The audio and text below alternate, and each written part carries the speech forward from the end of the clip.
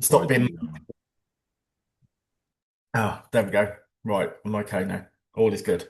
Yeah, you finished snotting everywhere. I've finished being ill everywhere, yes, just as everybody's just arriving.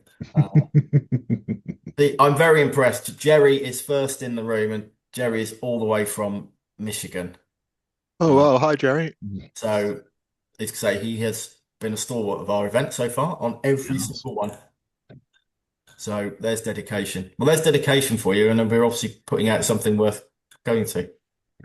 I'm taking the positives. Yeah, I'm not sure. I think it's people with sort of sleep disorders who just got nothing better to do. But we'll take it.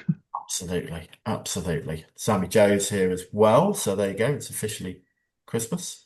A lot of so, Mo, as I was explaining to you earlier, we've been doing this for several years now, so there are regular people attending.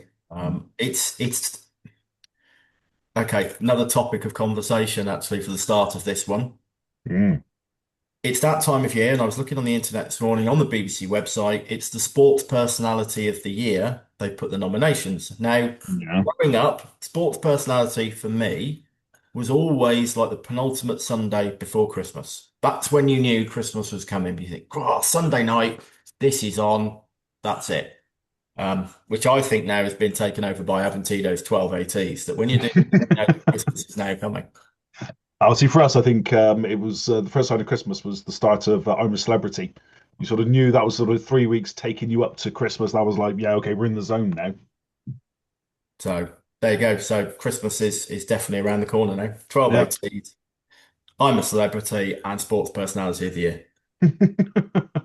What's Exciting your sort times. of what puts you in the mood for Christmas, Mo? Well, I think so.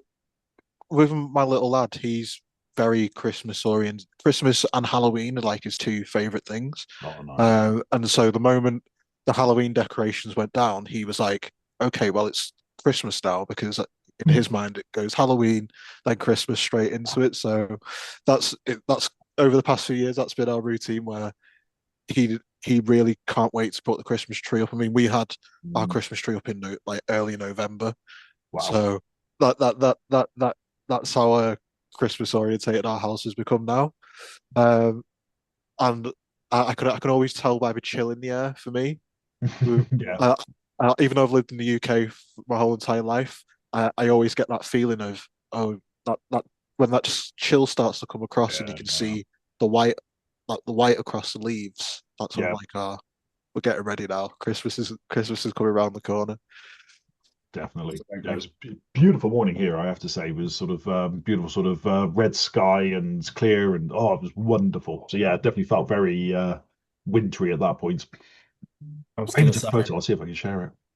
well, I was going to say, winter, actually, Christmas as well. So, Mo, when you and I were doing that filming, so I met Mo, everybody, about 3, 4 weeks ago now and stuff, when we were doing some filming in Liverpool, where somebody had already got a blow up Grinch hanging from their window, opposite where we were actually filming and stuff. I'm borderline early for me, I will be honest. It Um, was a bit rash. yeah, just the way it was hanging there as well. Just thought it was sort of somebody going, well, okay, we'll put it up now and it'll just do. So yeah, it's definitely getting closer. At some point, I will have to do my Christmas shopping. No rush. No rush. I think it's for Christmas Eve anyway. Definitely for Christmas Eve. Lots of people Definitely. still joining. So Dylan has joined. Dylan. I prefer to do all of Yeah. mine online though. Do On you? in person, everyone just gets a bit too crowded in the shops, and it just becomes one of those. I'm just like, you know what? I'll do it online first, and then anything that I don't get, Yeah. I'll just do the last minute pickups. But Yeah. Yeah. It's always a good shout. I mean, the peril, of course, of going to the Christmas shops is the Christmas music. And whether you've been sort of subjected to Last Christmas yet or any of the other Christmas songs, I've mostly avoided it so far. But yeah, don't know. It's you've been out in the Christmas shops, but well, we did the Christmas markets last week, obviously. We also had the Christmas markets last week in Manchester, which was good. I didn't hear many Christmas songs in the Christmas markets, mind you. I, Uh, I did. Yeah. did that. Mo, with your musical background, then what is Yeah. your go-to? Is there a go-to Christmas song for you? Um, I mean, as a singer, I like I'll now and again I've sang like Christmas songs for Christmas events, but my favorite Christmas song has to be the Pogues. Classic. I remember the first time I heard it, and I was like, "Is this really?" I was like, is this really a Hmm. Christmas song?" And then after from then on, I was like, "Oh, I can't wait for Christmas," because that was one of the songs that would always be played. So yeah, I'd have to say the Pogues. Hmm. Christmas song has got to be my favorite one. Um, so It, that's an interesting. That's a proper. Yeah, like I say, it's a well. Michelle Farmer, yeah, loves it. Apparently, I don't know about Christmas song. I was talking to somebody the other day about when they roll out the who sang Chris. Was it Chris Rea driving home for Christmas? Oh yes, yes. Yeah, yeah. Somebody jokingly pointed out to me the other day that that's been out for a long time. He's obviously got a long way to go home for Christmas, or he's encountered some car trouble on the way. Um, but yeah, I'm not so sure. I don't know. Yeah. So I mean, I got to so as a singer, Mo. I mean, the Pogues fairy tale of New York, isn't it? Yep. yeah, Does that stretch your range very much? I guess you can pretty much nail that. um, I could do it, but it's certainly got because of the energy of the song. It's one of Yeah, those where you really do have to keep the energy of it, and because yeah, it flows in a kind of bouncy way. yeah, So I I enjoy it, and obviously after a few drinks went out with the lads, suddenly yeah. everyone can sing it to the best of their ability. Um, Always vital. I still won't go near Mariah Carey's Christmas hits because that's one person whose voice I Uh, think I'd definitely struggle to compete with. so if you had a sort of a Christmas wish, who would you duet the Fairy Tale of New York with? Because obviously that is sort of the two of them singing that. Who would you duet it with? Oh, do you know Thinking. what? That's a very difficult question. Well, I'll let you think on that one. Um, I would probably go for someone, and it's going to sound like very random, but Pink. Oh, Matt was a big Pink fan in the day. I remember it well. Yeah. Tell I everybody feel we like see. I have a very eclectic music taste.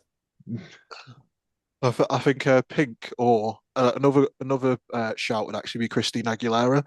I think is one of the most underrated vocalists of like our era. I feel like loads of people go, oh, talk about the Beyoncés and all these kinds of artists, but if you listen to Christina Aguilera's voice, that woman's voice not only has so much power, but the range and the riffs that she do, so you can some a voice should be studied. Impressive. Yeah. And Sammy Jo's a massive Pink fan. She's got a laughing face there, so I'm not sure if that's true or not. I'd like to think it is Sammy.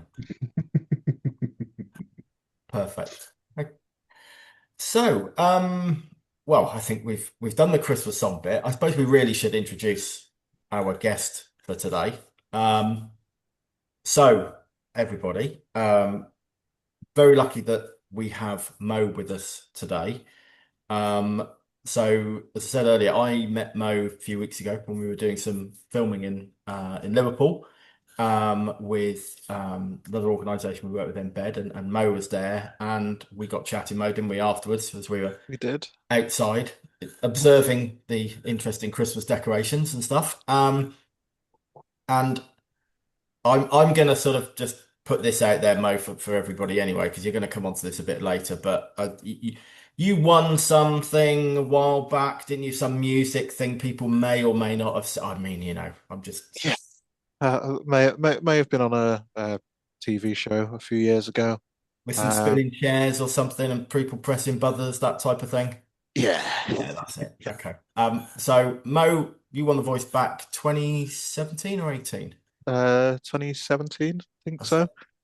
Yeah, And we got chatting and stuff and bits and pieces and stuff. But I think you've also got a very interesting backstory in what you've sort of how you got into music, where that is, etc. and stuff, and some of those bits and pieces and stuff, and what you're going to sort of be doing now and things. So I thought, let's have a little bit of a change for 12 ATs and stuff today, and just sort of we'll go and let's talk to somebody out there rather than maybe look at any of the tech and stuff that we've done before. And I thought Mo would be great to come on.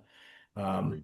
we have checked beforehand. Despite people shouting out bits and pieces, I don't think we're going to do any. There'll be no musical requests, I don't think, at this point. Although, who knows? That these things have a strange way of taking themselves anyway. Yeah, life of its own sometimes. Exactly, exactly. So welcome, Mo. Thank you so much for your time today. Really do appreciate that. Oh, no, thank you for having me. So, so we've roped you into this a little. So, obviously, in terms of us knowing Mo, shall we say, in terms of your sort of early life and bits and pieces and stuff, and we sort of spoke about this when we talked. Do you want to give sort of people a little bit of background into that and stuff, if you're happy to do so? Yeah, sure, no problem. Hi, everyone. Thanks for having me today. My name's Mo Jamil. Um, I come from a care background, so I spent um, at least 10 years in the care system. I was adopted briefly and put back into the care system. So I was lucky enough to live with quite a lot of different families from different backgrounds, different cultures. So I live with people also different religions. So my worldview's kind of been shaped by the people who I'd say were my parents. Yeah.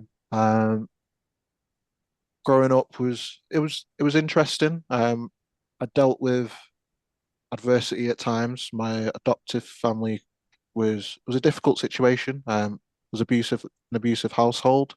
And so which was why I was then put back into care up until the age of 17. Um, Between the ages of 17 to 19, I experienced homelessness. I ex went through struggles with addiction and mental health. Uh, Thankfully, I got to the age of 21, and that's when my music career kind of started to take off. Spent a number of years doing gigs and shows, just trying to get myself out there. And then, luckily enough, around the age of 21 was when I was first scouted to go onto The Voice. Um, from there, that's where my career started to progress as well. Okay. Say, I will be the first to admit this, and I did say to Anthony and the rest of the team, that obviously after we met, you won't know this, but obviously when Sarah was giving me a lift back to the train station, I was straight on and I Googled Mo. I won't lie, I Googled it, I found the YouTube clip, and I have to say, I'm going to put this out there, Mo. Uh, I found it unbelievable. Your voice is unbelievable, and I did watch it. And there's probably loads of questions around that I want to ask and stuff anyway at some point. Okay, that's okay. Um, but so in terms of that bit, and thank you for sharing that part around your sort of early life and stuff like that and growing up and things. Um, you mentioned about how that sort of shaped you and stuff like that. In terms of your sort of the music and bits and pieces, then was that again, was that sort of like a release thing for you then to be able to do that? Or when did that sort of start to come around for you? Yeah, so I'd say when I was around 7 or 8, I was first taken off my adoptive parents, and I was in a very vulnerable place. I struggled to communicate for quite a while with people, and there was a lot of shame. Um, and so around that time, when I was put with my foster family at the time, my foster dad, he played guitar, Okay. and one day I'm sat in my bedroom and I could hear him playing guitar in the other room, and I thought, I'll just, pop my head in and see what's going on. And at that point, we hadn't really had a lot of conversations because I was still very closed off to a lot of adults because of the experiences that I've gone through. Uh, and so he basically was like, I'm going to show you how to play a few chords if you want. And so we sat down, he started showing me how to play chords on the guitar.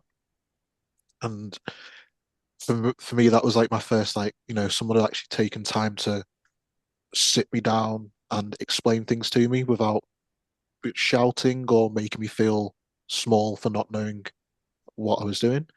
And so it started from there. He showed me how to play a few chords on the guitar, and I would try playing different songs that I knew. So from there, I started playing different chords, singing songs to the chords, and that kind of was my, say, spiritual awakening. I started to try and learn more and more songs.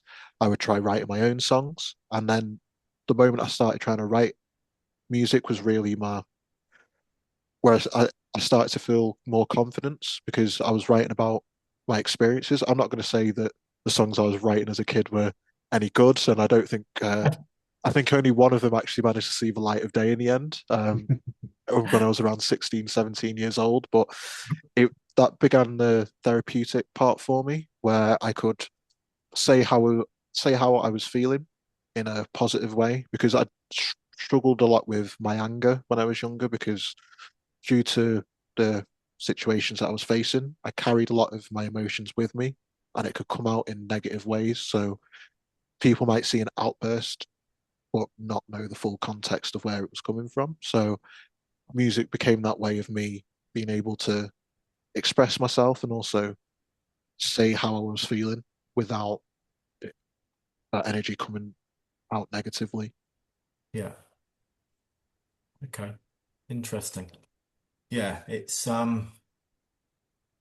yeah, that's an interesting part and stuff in terms of how you sort of learned that, I guess, and that sort of experience and stuff to then be able to sort of then, yeah, put that into your music and into words and bits and pieces and I guess have that sort of release really from those bits and pieces as your sort of way. I mean, I think interesting. Okay. So Anthony's about to say something, is he? No, I Well, thought. no, I was going to say we sort of touched on this sort of just before we opened the chat, and I didn't know sort of Mo's sort of history at that point, but we were discussing sort of that ability to or that opportunity to communicate your emotions is it's a big thing. That is um, something many people never sort of truly manage to do. We sort of have such closed off lives, and for you to sort of get to um, or to have that opportunity to express yourself through your music, I think is amazing. I mean, I have no musical talent whatsoever. I only wish I did, but none at all. I will learn the piano one day, but that's got big hands. But no, I think it's a wonderful thing. Um, and I think you sort of we did touch on your sort of future plans, sort of you obviously sort of off the back of the voice and what you're going to sort of dip your toe into next. What are you up to? Yeah, so I'm currently studying psychology on an access course. My current goal is to complete my access course and then go on to university to study psychology, psychotherapy, and therapeutic counselling. Um, I think for me, music's my passion, and it will always be something that I love. Um, but I was also fortunate enough when I was a teenager to have a few mentors growing up. Um, and I would do quite a lot of coaching in terms of sports and dance with young people, coaching young people, and a lot of the sessions were often about making things accessible for everyone, so that everyone can be included, and that everyone's voices gets heard. And I I really got a lot out of it because I felt like not only did I learn a lot about Mm, people with disabilities, people with special needs, it taught me that, you know, even though we're all going through our own mm, things in life, but it is important that everyone's voice is heard. And for me, working with young people was one of the most rewarding things that I've done. And for me, growing up, I always wanted to have someone who I could see and relate to growing up. And that's partly why I want to go down this route in psychology because I think there's a lot of young people who not who are going through the care system and youth offenders in particularly who rather than people try and sit down and relate to them. Hmm. They're quick to put them into a box and say that person, this young person, you know, they're going down this route of crime. This young person is X, Y, Z. And at one, when I was a teenager, at one point, I would have been classed as an at-risk youth because of my situation. I was running away from my foster homes, spending nights on the street just so I wouldn't have to be at home. Hmm. And I think so many young people get categorized and pigeonholed, and rather than have someone who can sit down and say, "Look, that young person's they're obviously going through something right now. What do we need to do to support them?" Rather than automatically categorize them. And because I think that's one of the worst things that can happen. So many young people go through the care system, Yeah. and you go for that whole time, and everyone's making decisions for you, and no one's asking the real question, which is, what can we offer you? What support can we give to you? And then they wait until we get to 16, 17 years old. And for a lot of my peers, when they get to 16, 17 years old, they're still at home with their families, they can go to college, and they're not having the same pressures that a lot of these young people are facing. When you get to 14 years old, you get put onto the leaving care team. Now, imagine being 14 years old, you've not even picked your options, you've not even started your GCSEs, but people are telling you, actually, you need to get ready now, start getting ready to leave home. What? And, and it's one of the most overwhelming things that young people can face because you're still trying to get to grips with how your life's going to go, and people saying, get ready to leave home. Oh, and also, even though we've controlled every single step of your life for the last several years, now you need to think about doing all you now need to think about the future when they're still trying to get to grips with their day-to-day lives.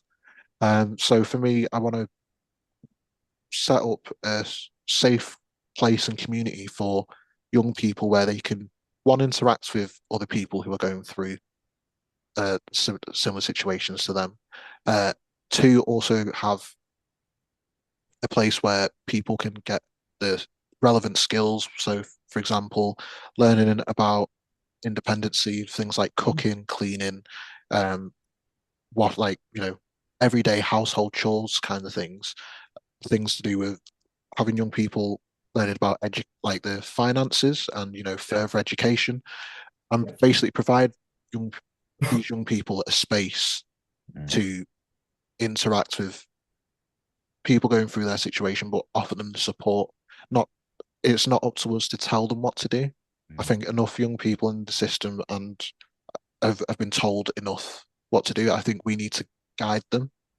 I think if we Yeah. guide them and we say, here's a group of people who want to support you, I think that will go a long way into helping people progress in the future. I think having So that opportunity to speak to people they can relate to must be a huge thing. That's given your experience and your sort of insight. I don't think many of us can sort of pretend to really understand. Some of the stuff you're saying breaks my heart to even hear it. To think of my boys sort of about that age, being told that kills me.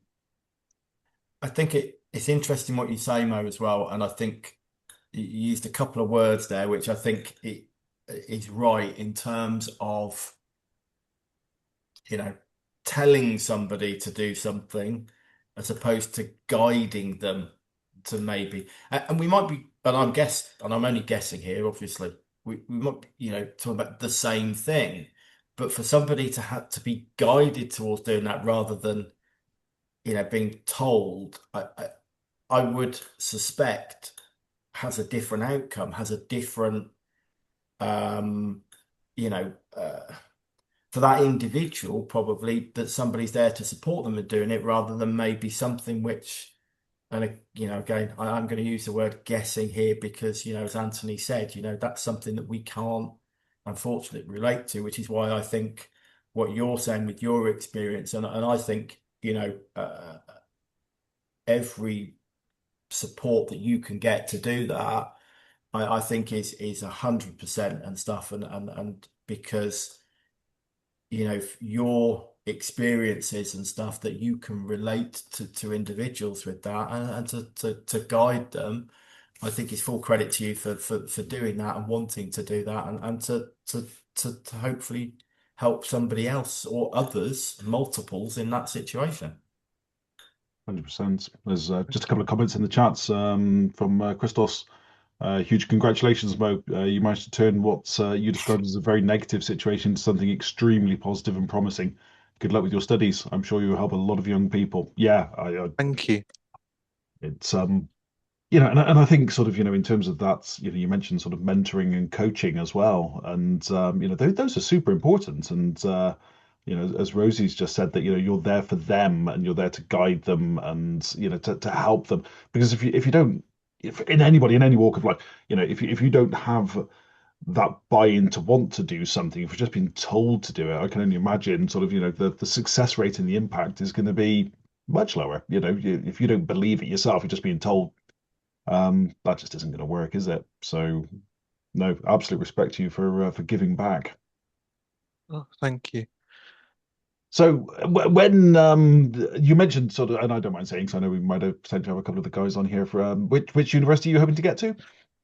Hopefully, I'm going to go to Manchester Metropolitan. They have a really good psychology department. Hmm. I went to one of the open days recently, and so I got to walk around the building and see how we're taught, Yeah. and I found it really fascinating.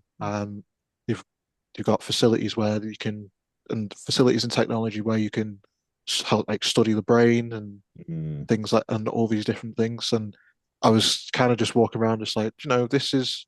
I think when I was younger, university wasn't something that I felt was realistic, and I think because a lot of young people who go through the system, we have this kind of thing where we're trying to balance our home life, whilst Yeah. also trying to balance, that work education life. And for me, I became homeless when the day for my 17th birthday. Um, it was at this point I'd only left school like 3-4 months ago at that point, and so I'd gone from leaving high school to suddenly being homeless, and I spent a lot of time not only being frustrated, but I experienced hopelessness for quite a while. And education wasn't really something that, was a focus, because at that point you kind of go into survival mode where you are literally just thinking, how am I going to get through the next days? But I think for me, now that I'm at this place where, I do feel ready, Hmm. I also think that, now's the time. I do need to seize it, but I also, with a lot of things that are happening now with politics, um, I see a lot of the people. When I see people marching in the streets and they're saying, or they're feeling let down and they're feeling like they're not heard. I, while I don't agree with what their views on, getting people, the negative things that people are saying, like getting people out of the country, do I feel like they're they're right in a way, in terms of a lot of these people are going to be people who've been feeling unheard of. They're not being listened to. Many of them are going to have come through the system. They're going to have come through the care system. They're going to have seen people around them suffering. So I do feel like now is one of those moments where we really need more people getting into psychology and mental health in order to help people like this. Because I think if we can break down these barriers where we can sit people down and go, look, everyone's struggling just Hmm. like you. Your struggle isn't less important, but we all need to find a way to come together and sit down. And I feel like there's a lot of psychological barriers behind the issues that we're currently facing in society. So I think now more than ever is a time for me to really be getting into psychology, and hopefully, Couldn't agree more. Yeah. No, I think yeah, I think that you describe it as sort of that's being unheard, being unseen. And yeah, that is such a common thing. I mean, we have many conversations about how that relates to social media, to politics, to society, to the economy, to the world events. And I think that that hope and that desire to try and give back and to support is, yeah, incredibly valuable. And I think, yeah, I wish more people would take that leap, same as you are. Yeah. Uh, I do think uh, as a someone who went through the system, I got to see in real time just how much the government seems to have devalued, Mm. the care system, mental health services, and support for people.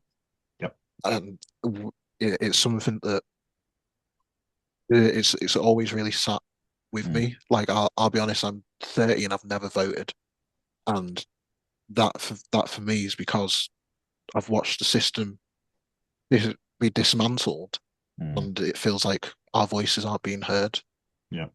And so I think, and mental health services in particular in the UK, I mean, people are on waiting lists for 6 to 8 months to get support, and that shouldn't be a thing. You've got young people who are at risk, who are really struggling and going through it right now, who are experiencing, you know, the things like cost of living, Mm. the, and again, some of the things I mentioned about going through the system whilst also having to deal with all these pressures kind of isolate people, and that can lead people down the dark paths. We're seeing issues with uh, county lines drug dealing with, and a lot of these young people are victims of that. But when people are isolated and they're being put in situations where they are more susceptible because they Mm. are vulnerable, then we do have all these issues that we're facing, and a lot of it does start with these people not having a voice and not being seen. And so someone Absolutely. gives them a different kind of voice, and then they are going down these routes. Mm. Yeah. Yeah, I think the government reviews has just been mentioned in the chats on things like access to work and DSA and mental health services. Um, and yeah, yeah, we all appreciate that, spending needs to be sort of in line with what we can afford. But equally, when the government's trying to, I don't want to get political, but I'm going to say, Yeah, no, yeah, but feel free. but when the government's sort of with one hand talking about sort of, we want to get people back into work, we want everybody paying taxes, we want to, build society. And then they go and cut all the funding that enables people to get back into work, to be well enough in themselves to work on a par, and they're sort of reducing that side of things. It's so contradictory, and it's all sort of short-term savings that are just going to hurt us much longer in the future. I'm going to get off my soapbox, so that's I not was going to say we're off down a route, but as somebody once said to me, you have a public sector and you have a private sector, and unfortunately, the way that you run one is not the way that you run another, and it's it's how you best allocate Mm. spend and do things. And I think there are numerous holes within all of that where we probably all see on a daily places where we go, well, why are we spending money on this when actually, as you just said, Mo, there are holes within systems and stuff as young people are growing up, and mental health's an interesting one that, obviously something that you mentioned the stuff and that you've experienced and what you're going to be doing going forward, and how I think it is a case of having those conversations and people being, and I think we touched upon this at the start, it's a thing from a male point of view where we're all sort of, oh, must be men, all the rest of it, don't talk about things like that. And I think that is something that I think we all have to talk about, whether with male, female, anything. If you talk about your mental health, you talk about those sort of things, then it becomes easier conversations with people to have, and that, you're not guessing what somebody's going to think about you because you happen to have that point of view or have that conversation around it. And I think that's really important. And, I think there is too much potentially around that where people are almost second guessing. You're thinking, or what will somebody think about me if I happen to want to have that conversation? When I think, the truth is around that we shouldn't really worry about that, because that's really not important. It's about us making having those conversations in the first place. That's the important bit. No, it's absolutely Definitely. true. I think it's a trite thing to say, be kind, but yeah, a little more kindness, and I've got to say, Mo, there's a lot of love in the chat for you as well there from Norma. Um, Thank you. you know, the influence that you will have, and you being a role model and giving back is a massively powerful thing. And I just want to, I recognize, our sort of attendees today and those over the 12 ATs, they are all working to do great things, and the more we can spread that, the better the world will be, I hope. Definitely. Michelle's just posted, Mo, would you be interested in joining this group? I think you bring a lot and maybe have some impact on the government. Oh, there you go. Oh, yes, I would say I tell you what, Michelle.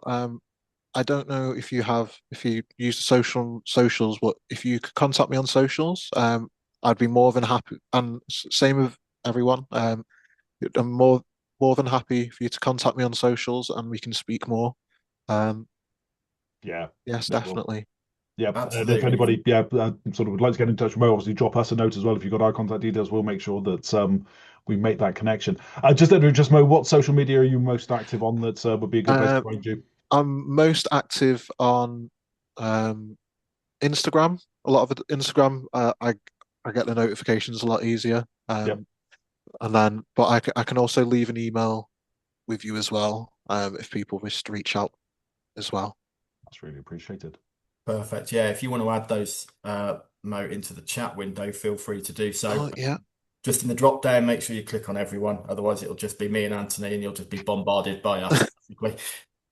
I'm Okay. glad you can go down the sort of TikTok route. That is something that we are still a certain age, especially me, trying to grasp and get my hands around this TikTok, Instagram thing, which is it's not for me. Give up, mate. Yeah. Yeah, I, Yeah. I've never been a TikToker. I don't know if it's like a generational thing because especially with like some of the language that young people are using these days. Like I thought I knew it all, and then Yeah. they start speaking to you, and I was like, I'm gonna have to get a dictionary. Unfortunately, I don't understand what half this stuff means. So I don't do a lot of social media, but I'm just going to mention this. So my son's 16, and we've just finished watching I'm a Celebrity, and we were talking about H, and my wife said to Hugo, said, so what do you reckon of H then? Is he a good lad? But he's like, he's a bit old hat really, and I'm just like, I've only just heard of this guy, and my 16-year-old's telling me he's out of date already. I was like, oh my. So yeah, I definitely can't keep up, but it- yeah, crazy. of its time, I think, is what we Yeah. decided the other day around certain bits and pieces and stuff. So, And we're of a different time. and we have a different time. In terms of the music bit, Mo, and I just want to sort of touch upon that a bit as well because I think that's we you've mentioned a couple of bits when we met around that and stuff. I mean, I what was it like for you in terms of an experience and sort of part of your life, I guess? Yeah. Um, it's a strange one. I think so, like I started gigging in like pubs and clubs and stuff when I was around 14 years old, and when I first started performing, it wasn't really like an issue. I'd performed in school before.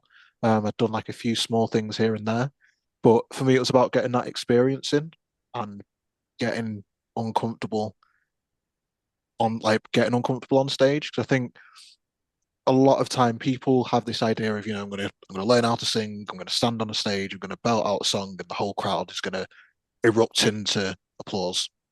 Doesn't always happen. It doesn't always happen like that. You get some shows that were very interesting. One of my friends called Dave, who was, a guitarist for me for many years, will attest to, so, there was sometimes he'd literally have to be walking in front of me so we could get out the venue because some places were some crowds were less receptive than others, but all of it came part and parcel to help me to progress because by the time I got to doing the voice, it to me, and I don't mean this in a cocky or I hope this doesn't sound arrogant, but because I'd been performing for so long, by the time I got to doing the voice, it just became second nature.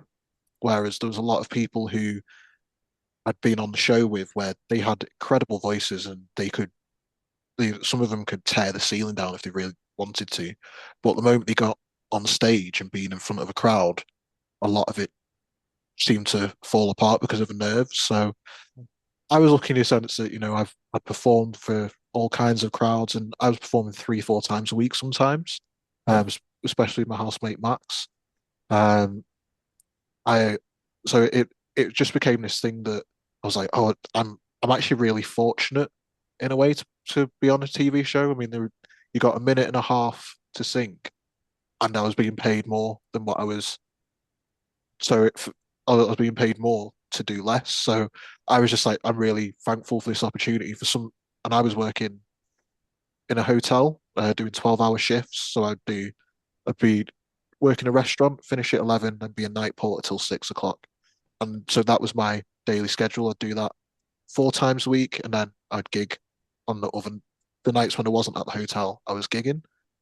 Um, so it gave me so many opportunities, and now I get to work doing a lot of writing in the music industry. So I get to meet people from all kinds of different backgrounds, and it allows me to learn mhm. so much because everyone's story is unique.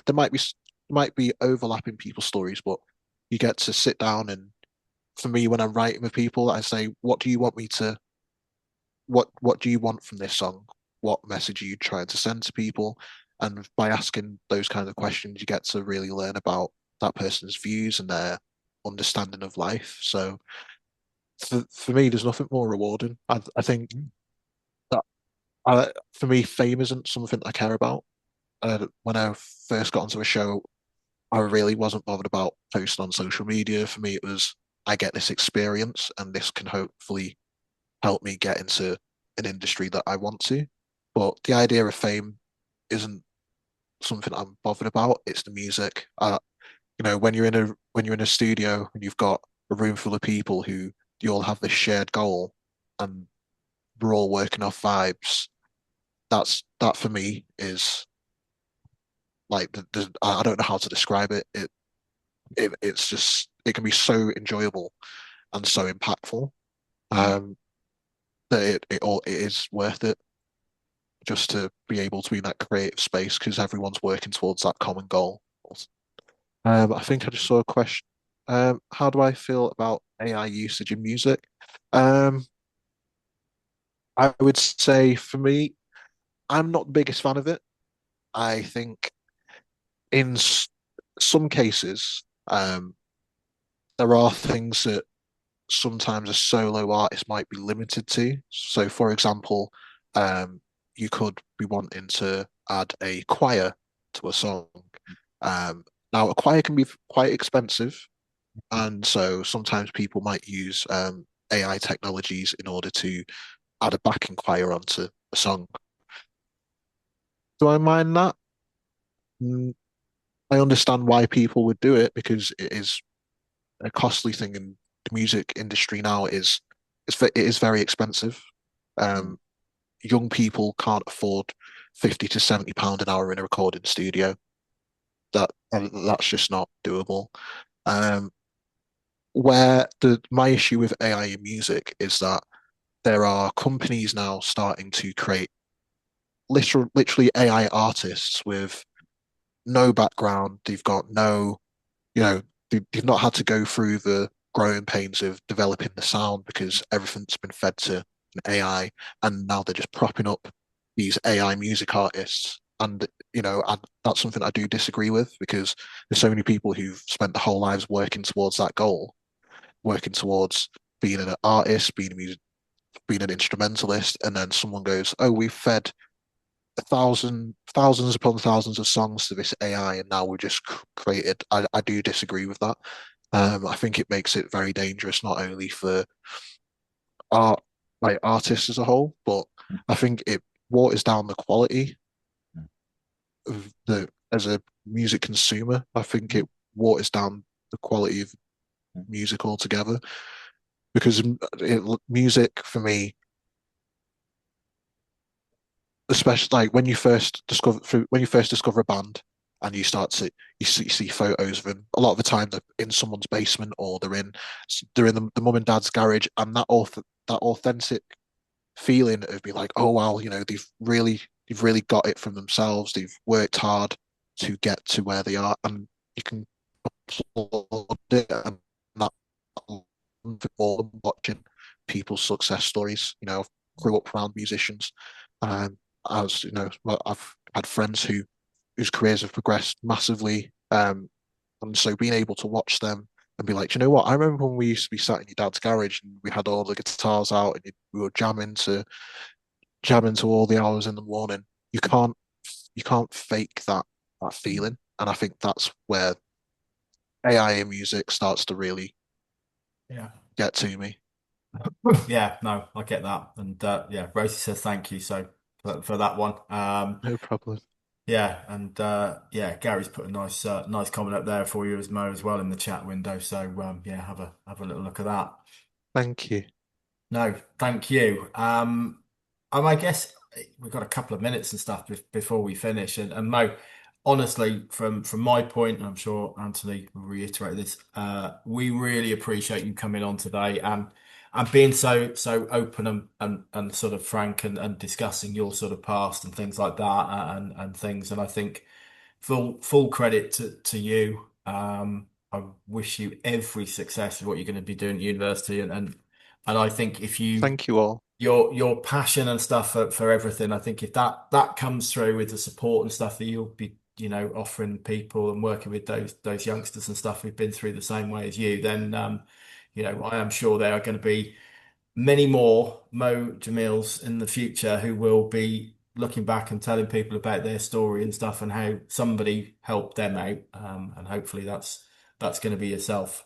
So yes, Thank I'm you. going to stick my neck out here, Matt, and I'm going go to for say, it. Mo, when you have set up your sort of mission, sort of this time next year, whenever it may be, we're going to be there to support it. So do let us know when you've got that up and running, and or in those setup stages wherever we might be able to help. Please do let us know. 100%. Thank you very much. 100%. We will even provide the blow up Grinch to hang out of the window of said place because I think you and I were a big fan of that. And I'm not sure that Peely was quite so pleased about it, to be honest. We should have perhaps, but I Oh, missed a thank special thank you moment once there, I again for think. having me. No, don't go quite yet though, Mo. We don't need you go. just a Oh, moment don't worry. longer. I'm No, still here. Don't Yeah. worry. Right. So we've got two quick jobs to do. One is just to mention Thank you next all in week. the chat, So by the way. yeah. For your lovely messages. Um, no 12 ATs tomorrow. So for those who turn up tomorrow, we won't be here. So we've taken our Friday to catch up on the week. But we're back next week with Pro AT Group on Monday, Skillbridge Solutions looking at apprenticeships support on Tuesday. Mike Adams from the Purple Pound and Beyond will be joining us on Wednesday. And then me and Matt get a day off. It's the team yeah, takeover day on Thursday next week. So we'll be looking at iView and how it relates to all of the solutions we've seen over the last couple of weeks. So that'll be fab. Looking forward to the team taking over and not just hiding behind one of the icons. They'll be sort of front and center. So absolutely. Maybe we should join that and we could just chuck a couple of curveball questions at them, keep them on their toes. you're poorly. I mean, Matt has toughed his way through today. He's got man flu and he's struggling a bit. So I think you'll just have to be in bed. But Well, this is true. We do have a Christmas poll for today. we do indeed. I shall launch that now. And So that's up on the screen. If anybody, there we go.